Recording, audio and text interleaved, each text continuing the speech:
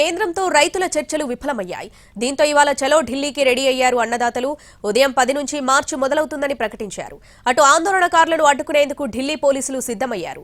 దీంతో దేశ రాజధాని సరిహద్దుల్లో హైటెన్షన్ వాతావరణం నెలకొంది. రైతు సంఘం నాయకులు కేంద్ర మంత్రుల మధ్య సుదీర్ఘంగా చర్చలు జరిగాయి. చండీగఢ్లో దాదాపు 6 గంటల పాటు డిస్కషన్స్ సాగాయి. అయితే ఇరువురు చర్చలు విఫలమయ్యాయి. కేంద్ర మంత్రులు చాలాసేపు మాట్లాడినా వారికి ఎంత మాత్రం సీరియస్నెస్ లేదని అర్థమైందని చర్చల అనంతరం బయటకు వచ్చిన రైతు సంఘం నాయకులు తీవ్ర అసంతృప్తి వ్యక్తం చేశారు. मीटिंग बहुत लंबी चली, बहुत चर्चा हुई, एक मांग के ऊपर चर्चा हुई है कि ये मांगे नहीं थी, ये सरकार की हमारे साथ अलग अलग समय पे की हुई कमिटमेंट्स थी। देश के किसान की कर्ज मुक्ति के ऊपर सरकार सीरियस नहीं है।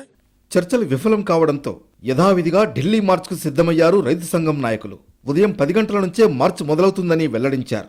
25,000 మంది రైతులు, 5,000 ట్రాక్టర్లు, 200 రైతు సంఘాలు, 40 సార్లు రిహార్సల్స్, అడుగడుగునా ఆంక్షలు. ఢిల్లీ సరిహద్దుల్లో కనిపిస్తున్న సీన్ ఇదే.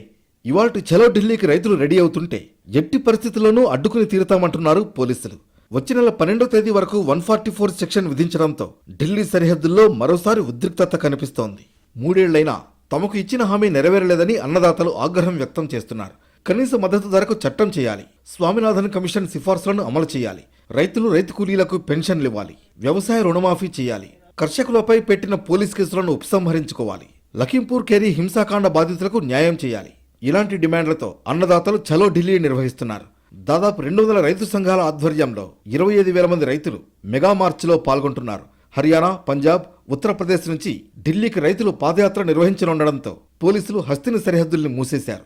అడుగడుగునా ఆంక్షలు అమలు చేస్తున్నారు. గతంలో కేంద్రం తీసుకొచ్చిన 3 వ్యవసాయ చట్టాలను వ్యతిరేకిస్తూ దేశ రాజధాని ఢిల్లీ సరిహద్దుల్లో ఏడాది పాటు ఆందోళనలు చేసిన అన్నదాతలు ఇప్పుడు తమ డిమాండ్ల సాధనకు మరోసారి హస్తిన బాట పడుతున్నారు. దీంతో అలర్ట్ అయిన పోలీసులు ముందస్తు చర్యల్లో భాగంగా మార్చి 12వ తేదీ వరకు నెల రోజుల పాటు ఢిల్లీలో 144 సెక్షన్ విధిస్తూ ఆదేశాలు జారీ చేశారు.